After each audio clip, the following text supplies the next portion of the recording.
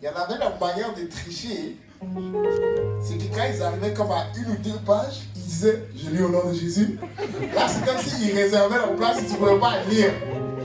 Ça, c'était la triche. Et j'étais fâché parce que tu voyais qu'ils étaient encore en train de chercher. Donc, tu lis pas. Tu cherches au nom de Jésus, tu lis pas.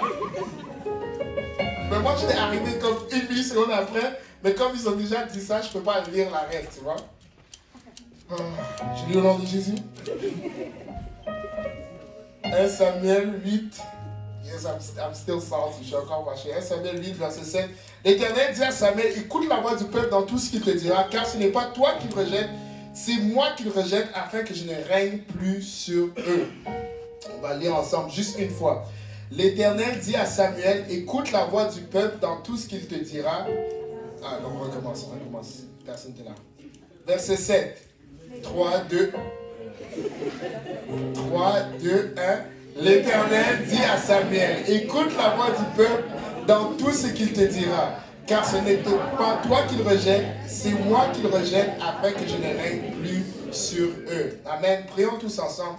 Seigneur, Père, nous te remercions, Seigneur, de l'opportunité de partager ta parole aujourd'hui. Seigneur, comme on explore, Seigneur, le rejet, je prie, Seigneur, que tu transformes nos cœurs, Seigneur, Père. Nous voulons être, Seigneur Jésus, ceux qui se démarquent dans nos écoles, Seigneur, ceux qui n'ont pas peur d'être rejetés à cause de toi, Seigneur, Père.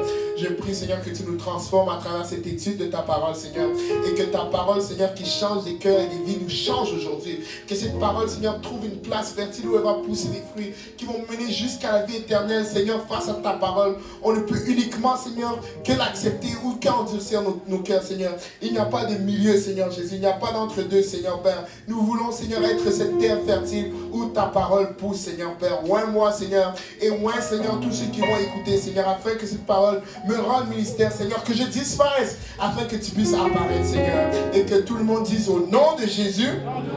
Amen. Vous pouvez vous asseoir dans sa merveilleuse présence et sous la merveilleuse mélodie de frère Daniel. Amen. Avant de parler, bien sûr, je vais remercier tout le monde qui mérite d'être remercié. Amen. Tout d'abord, Pasteur Lionel, le GOAT, le MVP. Amen. Ça, c'était le super héros qui nous a édifié temps après temps, année après année. Toute l'équipe pastorale qui nous serve de merveilleux exemples au quotidien. On est très reconnaissant pour tout ce qu'ils font. Amen. Je vais aussi remercier, bien sûr, mes frères qui c'était leur fête récemment. Happy birthday, happy birthday, Jonathan Saint-Denis. 19 et 21 ans.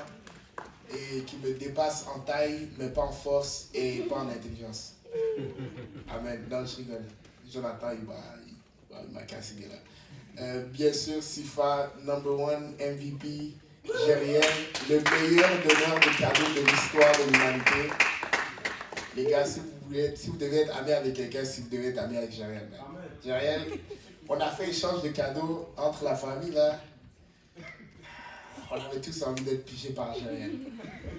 Et puis à chaque fois que ta fête arrive, t'espères que tu as été gentil avec Raphaël et Jériel, comme ça ils vont te regarder à travers leur miséricorde. Amen. Et bien sûr, j'ai déjà mentionné le meilleur Raphaël, Charles Raphaël, le meilleur enfant de l'histoire de l'humanité, le plus talentueux, le plus beau, le plus. Amen. Et les derniers, non les moindres, mes parents qui travaillent tellement fort. Merci maman, merci papa. Amen. Vous êtes des exemples irréprochables. Et bien sûr, j'ai dit les derniers, non les moindres, mais ça c'est vraiment les derniers, non les moindres. Le comité J. Peignel. Amen. Pasteur Dario, Sœur Sephora, Sœur Maurice. Shout out les gars. Je suis juste. J'essaye au fait de les rattraper. Moi, j'ai juste plein d'idées folles. Et puis, eux, ils sont comme, ok, David, financièrement, ça va pas marcher. Ça va pas marcher. Toutes mes idées, ils sont comme, chef, relax. Amen. Et il y a aussi une personne qui nous visite pour la première fois, Kirby.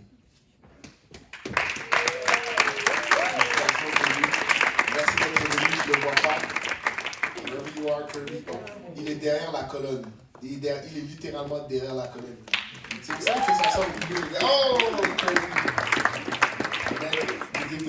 bon, la semaine précédente, on a parlé du rejet. On a vu des vidéos embarrassantes. Et on a vu comment Samuel était frustré vis-à-vis le fait que le peuple avait rejeté en partie son ministère et en partie Dieu, quand ils étaient à la recherche du roi. Et Dieu rappelle Samuel que ce n'est pas lui qu'il rejette, mais que c'est Dieu. Amen. Et là, je vais prendre, ça va être la nouvelle routine de rejet. Je vais raconter l'histoire d'un moment où est-ce que je me suis fait rejeter.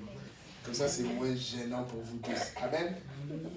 Quand j'étais un peu plus jeune que maintenant, et que, comme vous, je n'écoutais pas les recommandations que mon pasteur, mon père et mon pasteur jeune me disaient, et j'étais à la poursuite, pas nécessairement à la poursuite, mais...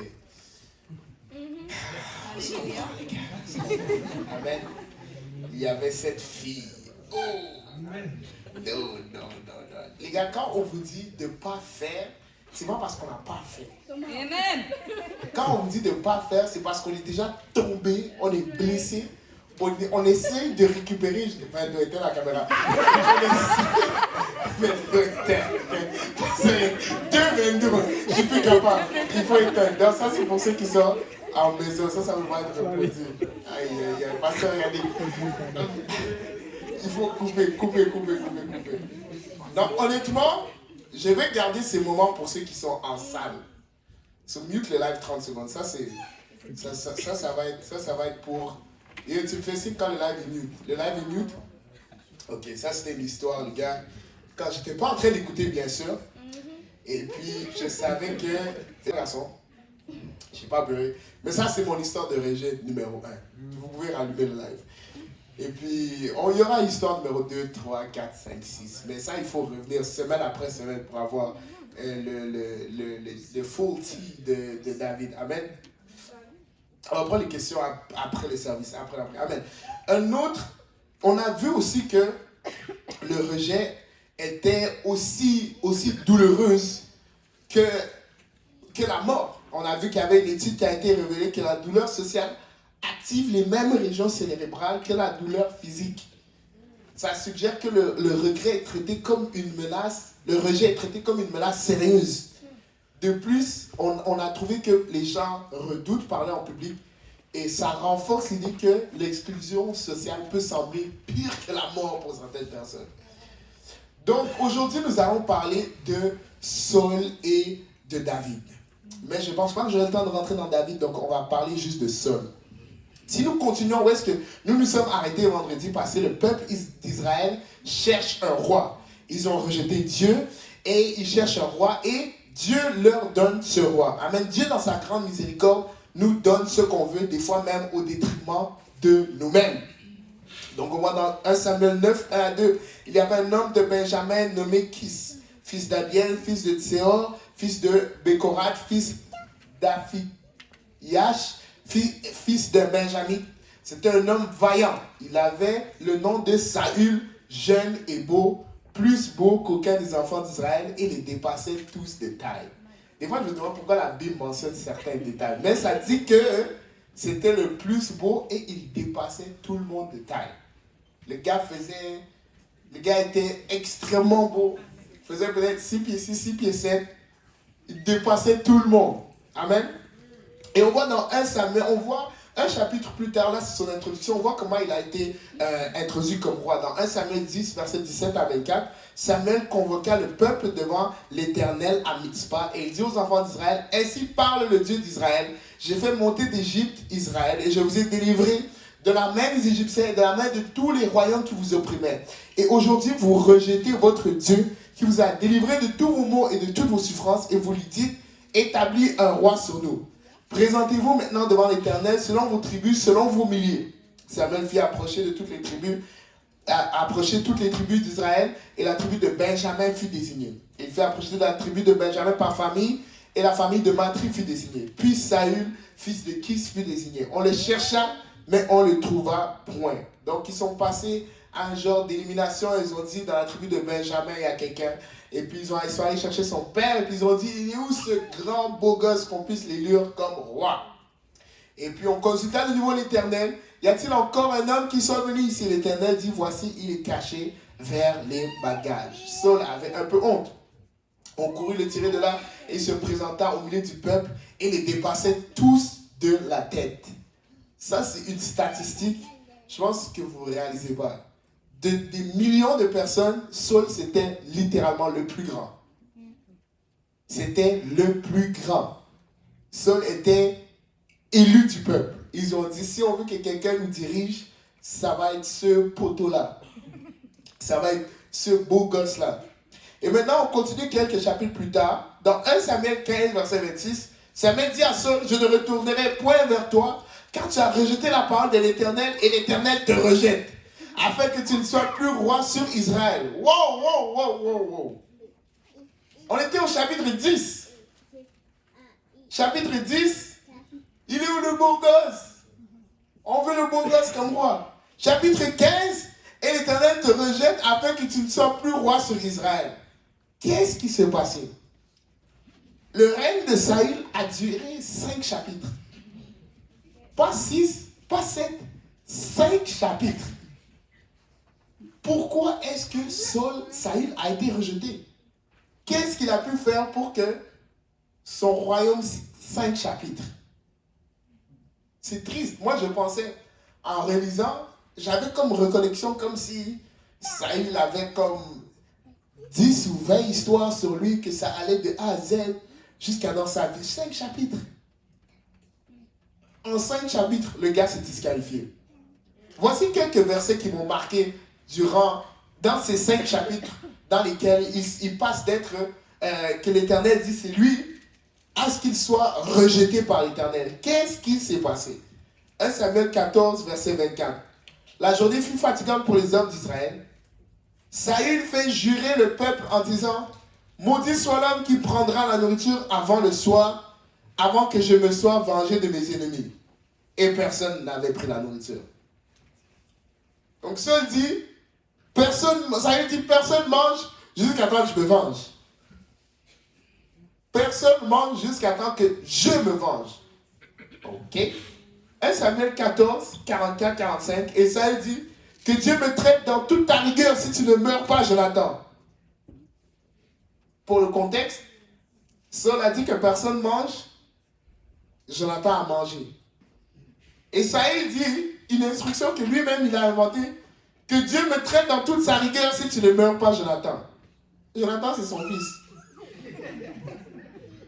Que Dieu me traite dans toute sa rigueur si tu ne meurs pas. Parce que Jonathan a désobéi à qui? À Saül. Pas à Dieu. Le peuple a dit à Saul, quoi?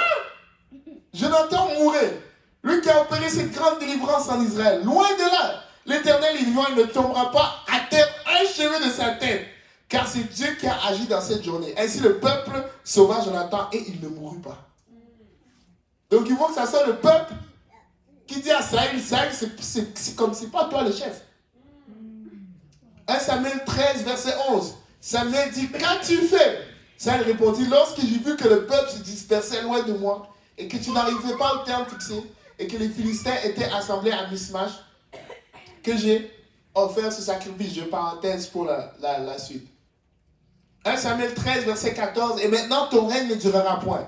L'Éternel s'est choisi un homme selon son cœur. Et l'Éternel a destiné à être chef de son peuple parce que tu n'as pas observé ce que l'Éternel avait commandé.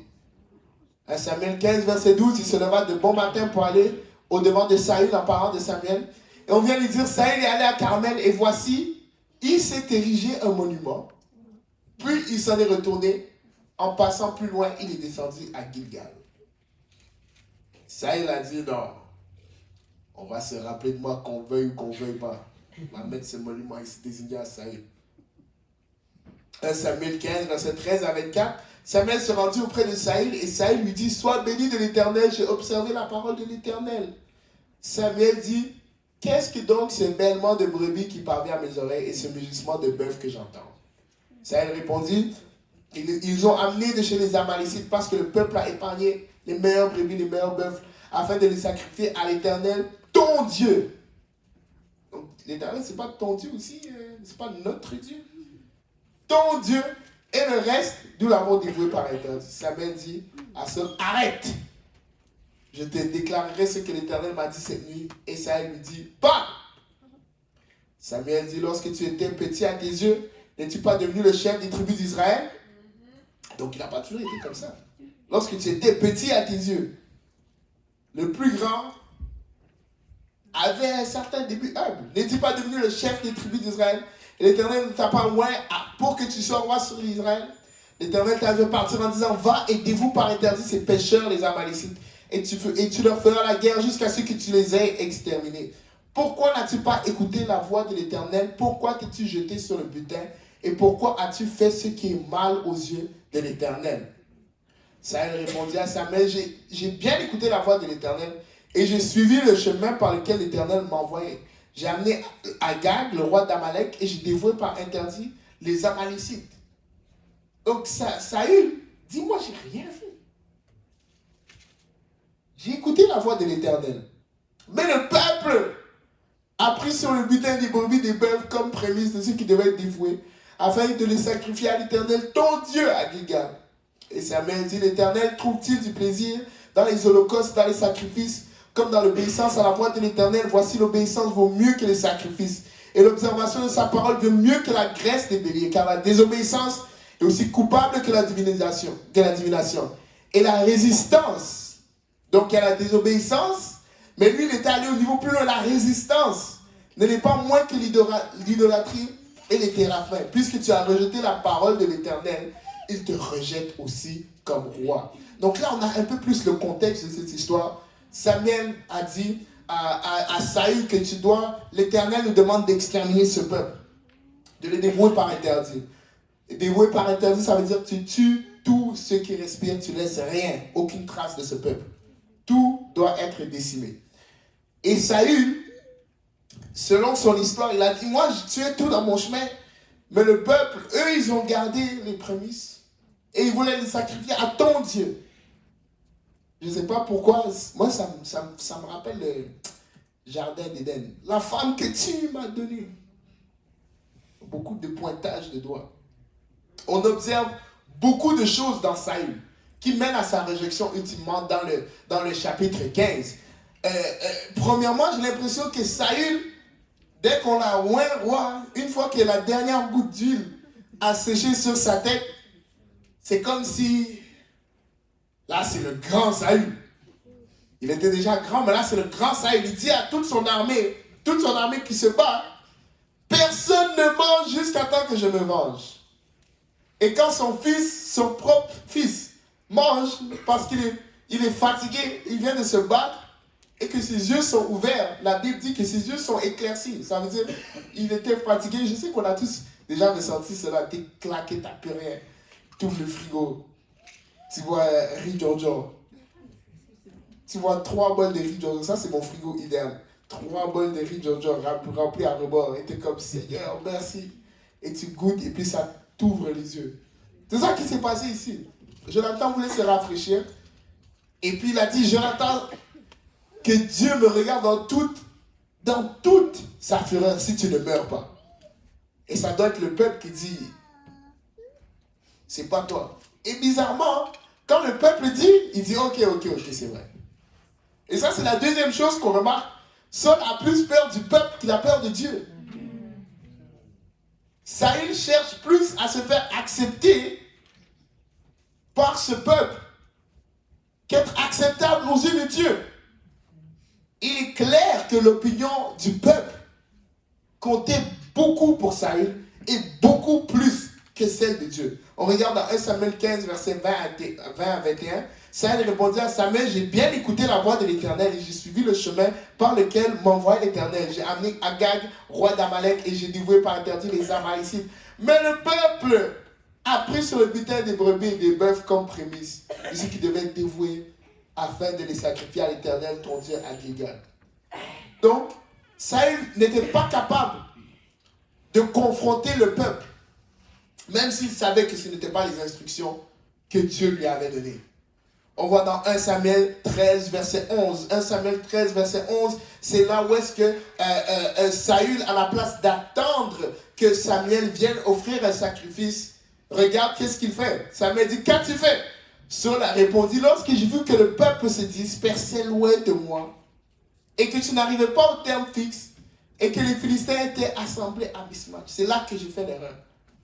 Il a dit, lorsque j'ai vu que le peuple se dispersait, ce qui doit compter le plus, l'opinion qui doit peser le plus, l'opinion qui doit être la plus lourde dans nos vies, ce n'est pas l'opinion de nos amis, amen. Ce n'est pas l'opinion de nos collègues de travail, ce n'est pas l'opinion de nos amis à l'église, amen. Ce n'est même pas mon opinion, amen. Même si je doute que, en tout cas, ce n'est pas l'opinion de nos mentors, ce n'est même pas l'opinion de notre pasteur. C'est l'opinion de Dieu. Et regardez-moi ceci, parce qu'on peut afficher un faux visage devant nos pasteurs. Mais Dieu, on ne pourra jamais le mentir. Donc pourquoi est-ce que tu essayes de faire comme si, d'essayer de te faire passer, d'être accepté par le peuple, au lieu d'être droit devant Dieu? Et on voit même dans sa fausse repentance comment l'opinion des autres importe plus que Dieu dans son cœur. On voit dans 1 Samuel 15, du verset 24 à 31. Alors Saül dit à Samuel, j'ai péché, j'ai transgressé contre l'ordre de l'Éternel, et je n'ai pas obéi à tes paroles. Je craignais le peuple, et j'écoutais à sa voix. Combien de fois où est-ce qu'on voulait s'afficher en tant que chrétien, mais on craignait l'opinion de qu'est-ce qui allait se passer. Même dans l'église, quand c'est le moment d'adorer, on craint l'opinion des gens. Même dans la maison de Dieu. Même dans la maison de Dieu, des fois, ce n'est pas son opinion qui compte pour le plus. J'ai craigné le peuple et j'ai écouté sa voix. Maintenant, je te prie, pardonne mon péché et reviens avec moi et je me prosternerai devant l'Éternel. Samuel dit à Saül, je ne retournerai point vers toi car tu as rejeté la parole de l'Éternel. Et l'Éternel te rejette afin que tu ne sois plus roi sur Israël. Et comme Samuel se tournait pour s'en aller, Saül le saisit par le pan de son manteau et le déchira. Samuel lui dit, l'Éternel déchire aujourd'hui. Dans ce verset-là, Samuel a des bars. Non, je vous promets, quand j'ai relu ce passage, j'étais comme, Samuel, non, vous allez voir. Samuel dit, l'Éternel déchire aussi de toi la royauté d'Israël et la donne à un autre qui est meilleur que toi. Donc, en même temps que son manteau fait, lui aussi se retourne et il dit, tu vois comment tu as déchiré mon manteau, l'Éternel te déchire. Non, c'est fort. Saül dit encore, j'ai péché, maintenant je te prie. Qu'est-ce que Saül demande? Honore-moi en présence des anciens de mon peuple et en présence d'Israël. Honore-moi en présence des anciens d'Israël et de mon peuple et en présence d'Israël. Reviens avec moi et je me prosternerai devant l'Éternel, ton Dieu. Saül, quand on lui dit que son royaume est arraché, il ne dit pas, Seigneur, regarde-moi au travers ta grâce, au travers ta miséricorde. Il se retourne et dit, ne me laisse pas perdre mon statut, s'il te plaît. Honore-moi en présence des anciens d'Israël. Et reviens avec moi, je me prosternerai devant l'Éternel, ton Dieu. Donc Saül dit, tous, peu importe, mais je ne peux pas perdre cette vue que les gens ont sur moi. L'Éternel m'a rejeté, mais que le peuple m'accepte au moins. Parce que là, on dit déjà que l'Éternel l'a rejeté. Il sait déjà qu'il n'est pas droit devant l'Éternel. Et il ne demande pas d'être racheté devant l'Éternel. Il dit, sauve au moins ma réputation de devant le peuple. Limite, l'Éternel, c'est pas grave. Mais honore-moi devant les anciens. Rachète ma réputation. Il ne dit pas, Seigneur, renouvelle mon cœur. Il dit, rachète ma réputation. Rachète ma réputation. Les jeunes, si notre crainte d'être rejeté par nos pères est plus grande que notre crainte d'être rejeté par Dieu, on se retrouve dans un gros problème. Et même notre crainte d'être rejeté par nos parents et nos pasteurs, que ça ne nous empêche pas d'avoir une réputation, que ça ne nous empêche pas d'avoir une repentance sincère. Souvent, on met la réputation par-dessus la repentance. À la place d'avoir une repentance sincère et dire, ouais, là j'ai échoué, là j'ai fait grave. J'ai peur de ce rejet. On va être exactement comme ça. On va dire, Seigneur, pardonne-moi, mais honore-moi auprès de Pasteur Kausi, Seigneur. Honore-moi auprès de Pasteur Dario, Seigneur. Que je ne sois pas vu comme un pécheur, Seigneur. Honore-moi. Et puis on va continuer. Et justement, comme c'est une fausse repentance, on va continuer de faire ce qu'on n'est pas censé faire. On va continuer de vivre dans le péché. Mais, au moins, notre réputation, elle est safe. Au moins, je parais bien à vendredi J-Péniel quand j'ai avec mon sambas, pleated skirt, little shirt jacket, camisole blanche. Au moins, je parais bien. Des fois, on va s'empêcher d'avoir une repentance sincère à l'appel à l'autel. Une adoration sincère même. On a envie de courir, on a envie de chanter et on ressent ce fardeau. On sent que le Seigneur bouge sur nous. Mais on dit au Seigneur que ma réputation soit juste pas. Je dois quand même me marier un jour, Seigneur. Je dois quand même me marier un jour. Qu'est-ce qu'on va penser de moi si je suis comme un fou? Il y a quelqu'un qui n'était pas gêné de faire le fou. C'est David. Amen. Mais ça arrête pour la prochaine fois. On va entrer en détail dans David. Mais Saül, je veux vraiment que vous remarquiez que Saül était choisi par Dieu. C'est lui qui a dit à Samuel, c'est lui, cet homme-là. C'est lui qu'on a choisi comme roi. Et même malgré le fait qu'il a été choisi par Dieu, c'est comme si Dieu l'a choisi, il a dit, Dieu tu m'as choisi, moi je ne te choisis pas. Moi je suis un homme du peuple. Je sers le peuple. Jusqu'à temps qu'il arrivait pour tuer son propre fils. Quand le peuple dit, hey, voilà, c'est comme c'est vrai. Au lieu de dire, on doit dévouer par interdit. Le peuple dit, on doit offrir des sacrifices. Ah, c'est vrai. On doit dévouer par interdit. On doit écouter ce que le Seigneur a fait. Je dois attendre que Samuel vienne offrir le sacrifice. Mais le peuple commence à se disperser. Je sens que je commence à perdre un peu de réputation. Les jeunes diraient, je commence à perdre un peu d'aura ici. Là. Je dois... Il dit, oh le peuple, venez, on va faire le sacrifice. Parce qu'il cherchait à être accepté par le peuple. Et c'est ironique. Parce que c'est celui qu'on dit qu'il est le plus grand et le plus beau. Mais malgré cela, il cherche encore une certaine approbation.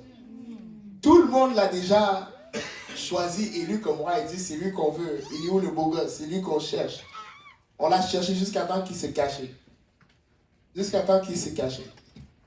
Et malgré cela, il n'a pas été capable de mettre les choses dans la balance. Il n'a pas été capable de réaliser que le vrai rejet, le rejet sincère, le rejet qu'on doit essayer d'éviter, c'est d'être rejeté par Dieu, coûte que coûte. Même si je perds ma réputation, même si on regarde moins de moi, que je sois accepté, que je fasse ce qui est acceptable aux yeux de Dieu. Et les jeunes, je veux fortement vous encourager. Fortement vous encourager. Pas à s'en foutre des apparences. Amen. On doit quand même être des gens qu'on respecte d'une certaine manière. Amen. Je ne dis pas de commencer à aller crier dans la face que t'es un pécheur, Bien sûr, tout avec le tact et avec la sagesse. Mais qu'on ne soit pas tellement sage, qu'on ne fasse pas tellement attention à comment est-ce qu'on paraît, qu'on se retrouve rejeté par Dieu. Et l'opinion des gens va changer. Un jour, tu es un héros dans l'opinion populaire. Un jour, tu es gentil. Un jour, tu es méchant. Ma grand-mère, elle dit toujours, un jour, que tu sois en haut, que tu sois en bas, on va parler dans ton dos. Donc, vis ta vie. Ça, c'est grandma. La sagesse de grandma. On va parler de toi, peu importe. Tu peux être la personne la plus gentille, on va parler de toi. Tu peux être la personne la plus méchante, on va parler de toi. sois la personne la plus chrétienne. Sois la personne la plus chrétienne. Parce que les opinions des gens, c'est pas eux qui vont être aux portes du ciel là pour dire si j'ai fait ce qui était acceptable. Avec tout le respect que j'ai pour toutes les institutions et tout le monde ici là, votre opinion compte pas. Aucune de vos opinions compte. C'est son opinion qui compte. Et je suis sûr que si je m'aligne avec lui, je devrais être pas pire avec vous. Si on s'aligne avec ce que la parole de Dieu dit, on va se retrouver à être, on va attirer justement des gens qui sont attachés à la parole de Dieu. Et finalement, notre opinion les uns des autres, écoute, si tu penses que je suis fou pendant que je cours, il y a 2-3 autres frères qui courent avec moi et puis c'est eux mes frères, c'est pas toi qui te moques de moi. Si tu penses que je suis gênant quand j'évangélise, peu importe, je vais me retrouver avec d'autres personnes gênantes et on va tous être gênés et on va aller au ciel gênés. Si c'est ça qu'il faut. Amen. Ne cherchons pas à plaire l'opinion des gens. Ne cherchons pas à sauver notre réputation en manquant la réputation de celui qui voit tout, qui sait tout. Dans 1 Samuel 15, versets 32 et 33, ça c'est le verset qui m'a... Le meilleur verset, j'ai gardé le meilleur verset pour la fin. Le meilleur verset pour la fin. Samuel dit, amenez-moi Agag, roi d'Amalek. Et Agag s'avança vers lui. Un air joyeux. Il disait, certainement, l'amertume de la mort est passée. Lui, les voyait en train de se chicaner. Il a dit, ah, c'est bon, les gars. Il n'a pas écouté. Ils vont sûrement pas encore écouter. Puis le verset 32.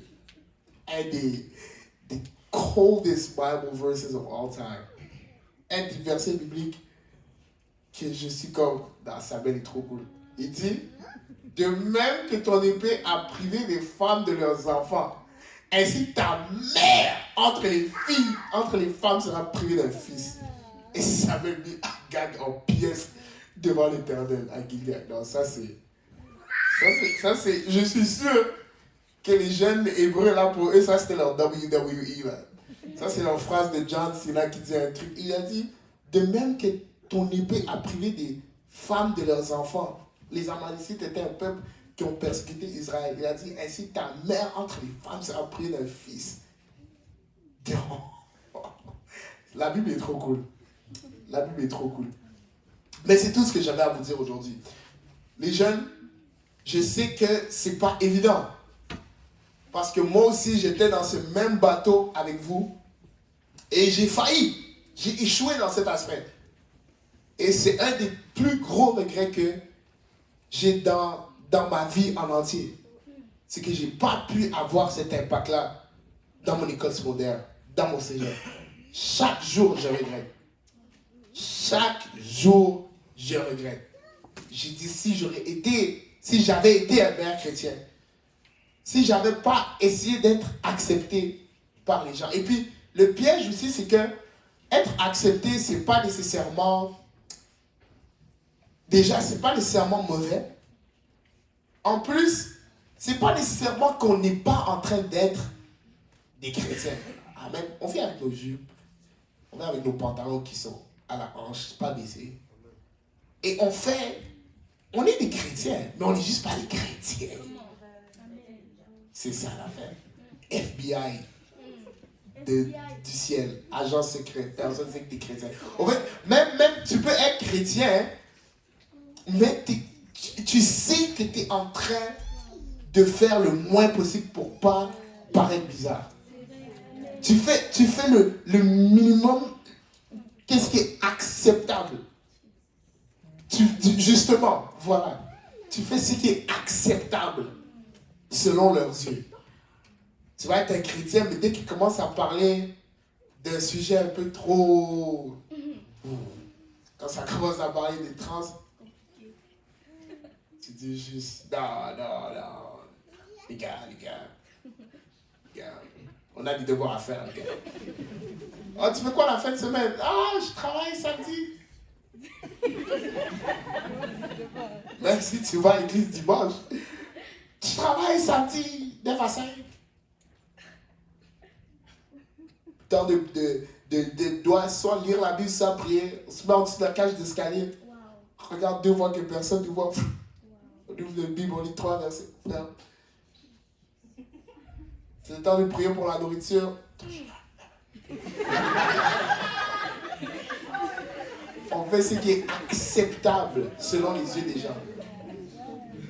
Mais ce qui est acceptable selon les yeux des gens est inacceptable devant Dieu.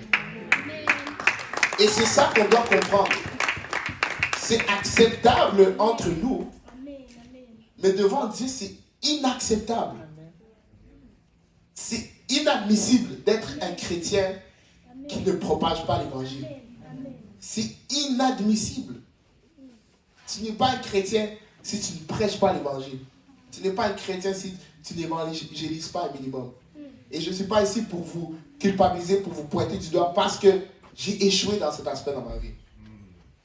J'ai échoué dans cet aspect dans ma vie. Donc je ne suis pas ici pour vous pointer du doigt, pour vous tabasser dessus, pour vous dire, vous allez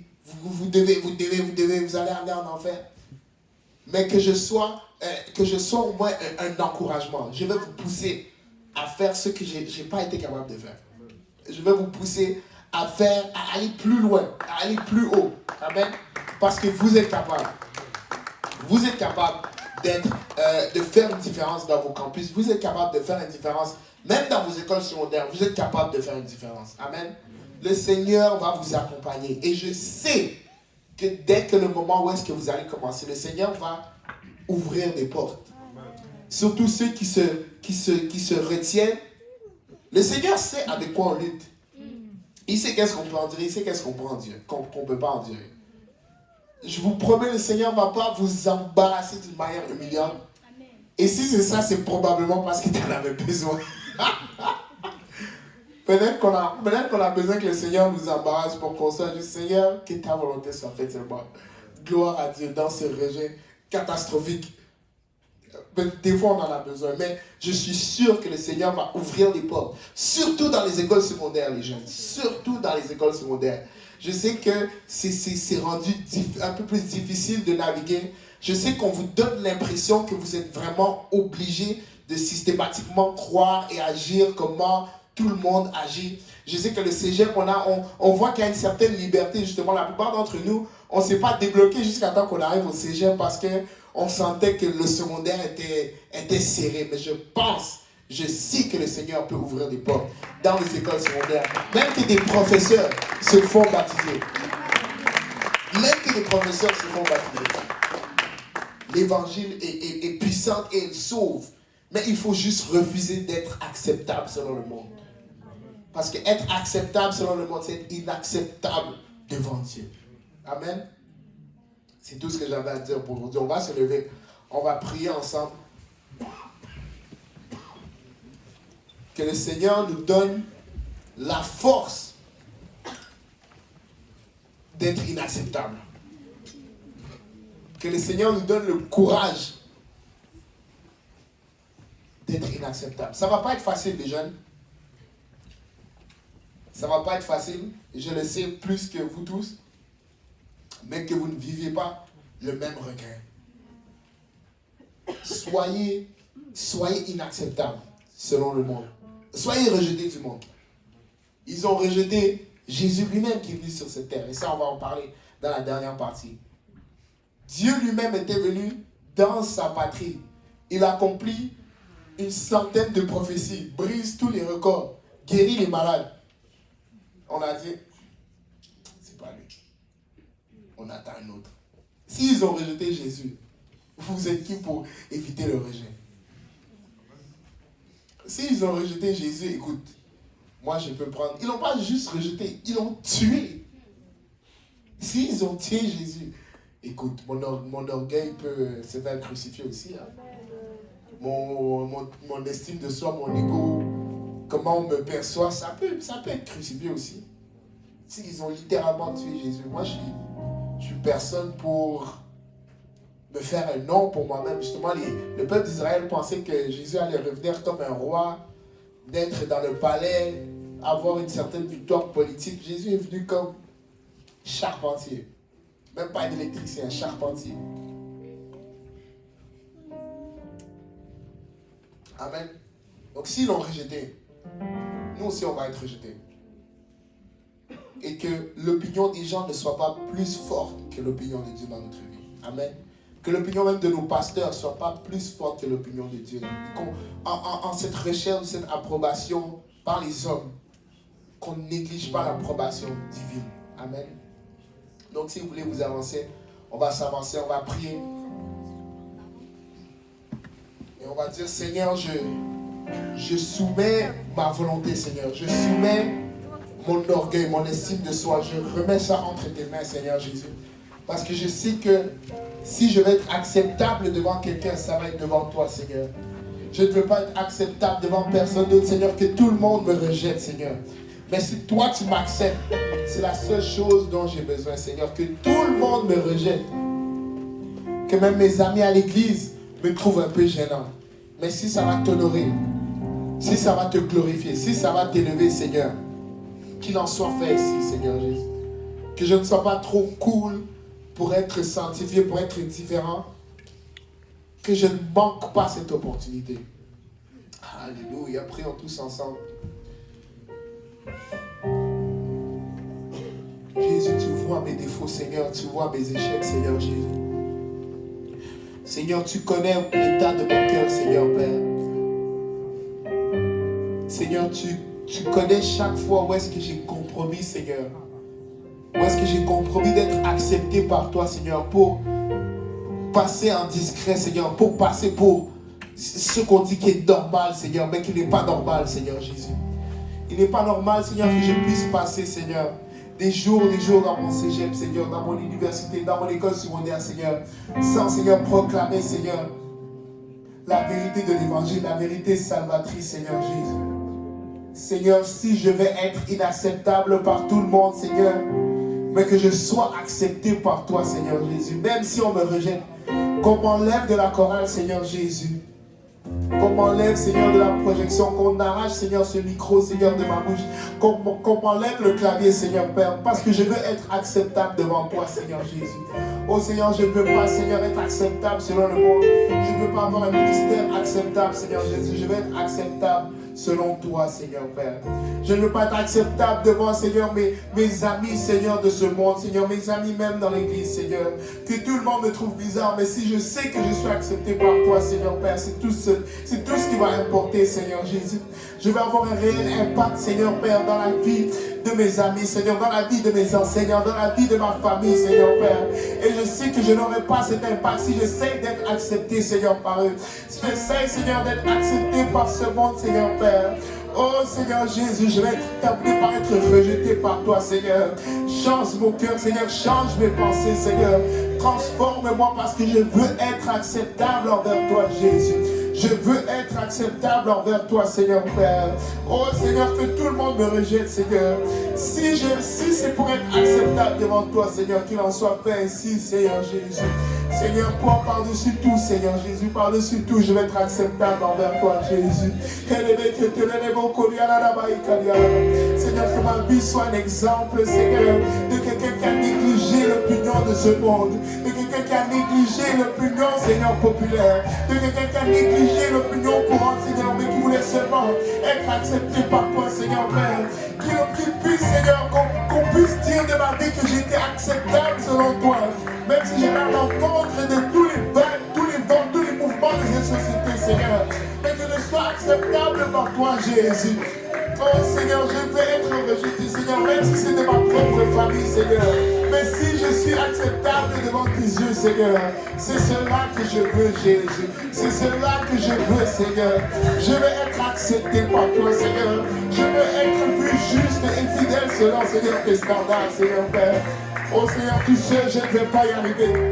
Si ce n'est pas à travers ton esprit, Jésus, si ce n'est pas à travers, Seigneur, la puissance de ton esprit, si ce n'est pas à travers la lecture de ta parole, Seigneur, je ne serai pas capable d'être acceptable, Seigneur. Oh Seigneur, préserve mon cœur, Jésus. Préserve mes pensées parce que je veux être acceptable. Si quelqu'un peut lever sa voix juste pour 30 secondes et dire, Seigneur, je veux, Seigneur Père, être agréable à tes yeux, Seigneur Père. Même si je suis rejeté par mes amis, même si je suis rejeté par ce monde, Seigneur. Mais si juste et agréable devant tes yeux. C'est tout ce qu'il me faut, Jésus. C'est tout ce qu'il me faut, Seigneur Père. Oh Seigneur, que je sois rejeté. Si c'est pour être accepté par toi, Jésus. Oh Seigneur, que je puisse être entouré, Seigneur, de personnes qui recherchent la même chose. Seigneur, je veux rechercher à être droit devant toi, Seigneur. Je veux rechercher à être droit devant toi, Jésus. Négligeant toute opinion populaire, Seigneur. Oh Seigneur, aide-moi à trouver des amis, à être dans une famille, Seigneur, à être dans une maison, Seigneur, qui cherche à te plaire aussi, Seigneur. Éloigne-moi, Seigneur, des connexions, Seigneur, qui vont me forcer à être tiède, qui vont me forcer, Seigneur, à être acceptable selon ce monde. Éloigne-moi, Seigneur, toute distraction, Seigneur Père, toute personne, Seigneur, qui recherche l'approbation de ce monde, Seigneur, en négligeant ton opinion. Oh Seigneur, que je sois rapproché de personnes qui ont cette même flamme, qui ont cette même désir de te servir, Seigneur, jusqu'à la fin de nos jours. Oh Seigneur, que je sois agréable devant toi, Seigneur Jésus.